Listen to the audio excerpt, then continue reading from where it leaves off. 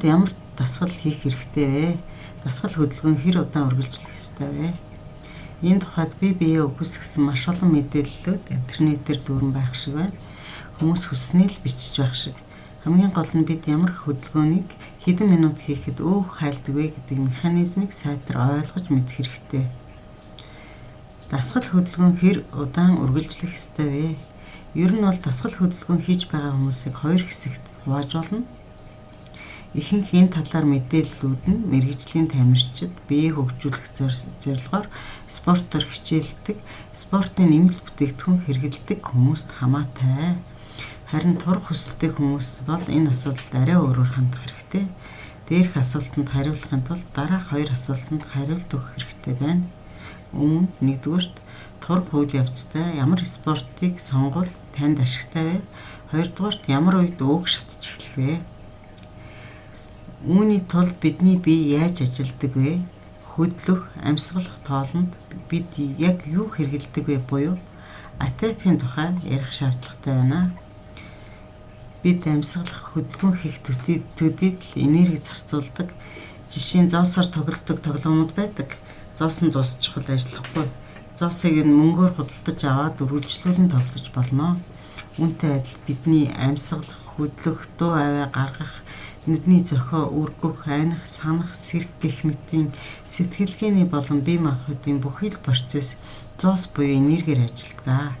Машин механизм бензин, түлшээр ажилладагтай яг адилхан. Энэ биеийг ажилуулдаг зоосыг АТП буюу аденосин трифосфорын хүчил гэж нэрлэдэг.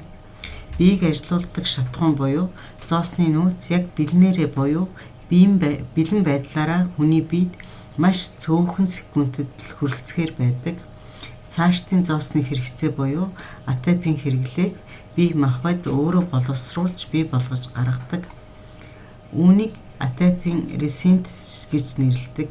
Өөрөөр хэлбэл бэлэн мөнгө дуусчихвал банкны ATM орж мөнгө авна, эсвэл карта уншуулна, эсвэл данс руу мобайлдна гэх мэт олон аргаар мөнгө буюу зоосоор худалдаж авдаг зүйлийг бид худалдаа авч амьдралаа залгуулдахдаа яг адил АТП-г би өөрөөсөө янз бүрийн шат дамжлага технологиор гарган авч өөртөө хэрэглэдэг байх нэ.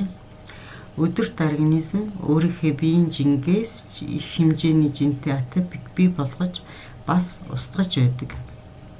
Бэлэн мөнгөтэй болох амьдралдаа хэрэгтэй зүйлсийг худалдаж авахын тулд дээр дурдсанчлан хүмүүс янз бүрийн арга хэрэглэдгээ адил АТП-г бие организм янз бүрийн аргаар гаргаж авдаг.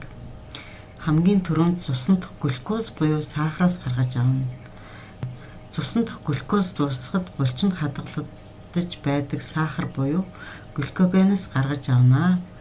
Та нар энэ нэр томьёон дээр битгий их бодлоорой. Глюкоген нь бас сахар. Гэхдээ булчингийн хэсэгт мөн илгэнд глюкоген хэлбэрээр хадгалагдаж байдаг учраас цусанд бэлэн байдгаас нь ялах гэж тэгж нэрлэдэг. Бэлэн мөнгөтэй дөнгөж сая хооллчихсан бол глюкозтой, харин бэлэн мөнгөгүй мөнгө чинь дансанд байгаа бол глюкоген гэд ойлгочиж болох нь байна. Глюкоз болон глюкогений нөөц дуусангууд цаашдаа хоёр янзаар АТП буюу зоосыг бий болгоно. Үүнээс шалтгаалan ямар хурдтай ямар дасгал хийж болох вэ гэдгийг ойлгох боломжтой болдог. Ингэснээр өөрийгөө зовоохгүйгээр хэрхэн амархан өөх шатах процессыг бий болгох вэ гэдгийг ойлгож болно. Бид цаашдаа энэ тухай маш ойлгомжтой, сонирхолтой, энгийн маягаар тайлбарлахыг оролдоно. Аэробик буюу анаэробик дасгалыг энд дасгалын тухай зайлшгүй ярих хэрэгтэй болж байна. Аэробик дасгал хөдөлгөөн гэдэг нь хүчил төрөгчдийн тусламжтайгаар АТП буюу бидний биеийг хөдөлгөдөг, энергийг бий болгодог дасгалыг хэлнэ. Анаэробик дасгал гэдэг нь хүчил төрөгч хэрэглэхгүйгээр АТП-г бий болгодог дасгал гэж ойлгоорой. Би аэробик ба анаэробик гэдэг нэр томьёог монгол хэлнээс хайгаад олсонгүй. Энэ сэдв цоошин монголчууд зөвхөн одоо ярьж эхэлж байгаатай холбоотойгоор одоохондоо эдгээр дасгалуудын тогтсон монгол хэл дээрх нэршил алга байна. Одоохондоо аэробик ба анаэробик дасгал гэд нэрлээд явчихъя. Айрав дасгалт гуйлт, дугуй спорт, усан цэлт, бокс, хөлбөмбөг, цанд шүрээр гулгах, бүх төрлийн тулааны урлаг, аэробик гэх мэт үүнтэй адил төстэй дасгал сургалтууд орно. Ан айрав дасгалт хүчний дасгалууд, өндөр хурдтай хийгдэг дасгалууд, ойрын зайн тесрэлттэй гүйлтүүд гэх мэт орно. Богино зайны тесрэлттэй гүйлтүүд тухайлбал 100-400 метрийн гүйлт, бодибилдингийн штанг шахах, суулт, гидсний таталт, газрын теннис, хүндийг өргөлт гэх мэттэй төстэй дасгалуудыг ан айрав дасгал гэдэг байх нэ. Глюкоз болон глюкогоныг хэрэглэж дууссаны дараа атипик хийж байгаа дасгалынхаа төрлөөс хамаараад 2 янзаар гаргаж авдаг. Айрав дасгал хийвэл уг шатч эхлэн, харин анайрав дасгал хийвэл булчингийн эдсүүдийг гэмтэнэ. Булчингаас атипик гаргаж авна гэсэн үг. Айрав дасгалд алхалт, гуйлт, дугуй унах гэх мэт нэгэн хэвийг үргэлжлэх тесрэлттэй биш, хүч тамир их шаарддаггүй, харьцангуй удаанаар хийж болох дасгалуудыг хийвэл үр дүнтэй. Гэвч бүтэн 2 цаг гүйн, эсвэл дугуй унана, эсвэл усан цэлнэ гэдэг юу л бол доо. Миний хувьд амьдралынхаа бүхэл бүтэн 2 цагийг гүйж өнгөрөөж 1000 калори шатааснаас нэг ширхэг сникерс идэхгүй байсныг дээд үзнэ. Үр дүн нь яг адилхан. Гэхдээ гүүх дуртай нь гүүгээрээ.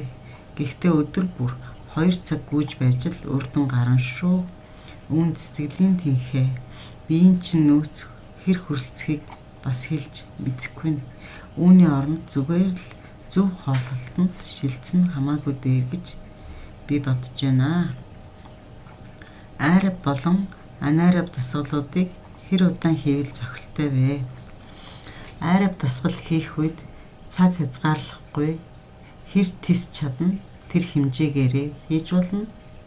Анайрав дасгал хийх үед 40 минутаас хэтрэхгүй хийх нь зүйтэй. Үүнээс удаан хийвэл булчингийн эдсийг гэмтнэ, өөгчин шатахгүй. Харин тамирчид буюу спортын баад хэрэгэлдэг хүмүүсийн хувьд энэ бол өөр шүү. Тэд булчин шүрмсөө гэмтээхгүй байх изотоник гэх мэтийн нэмэлтүүд хэрэглэдэг. Төв мэдрэлийн систем.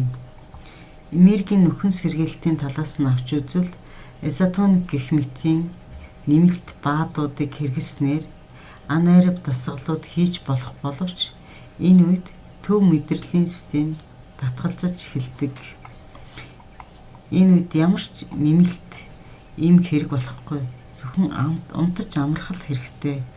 Төв мэдрэлийн систем татгалзсан үед ямар ч ууг шаталт явагдахгүй учраас тулдлаа, ядартлаа дасгал хийх шаардлагагүй гэж зөвлөмөр байна. Дасгал сургууль хэр удаан үргэлжлэх нь зохилтой вэ? Хүн болгонд давтагдшгүй өөр болохоор хүний бие дэх глюкоз, глюкогены нөөц харилцан адилгүй.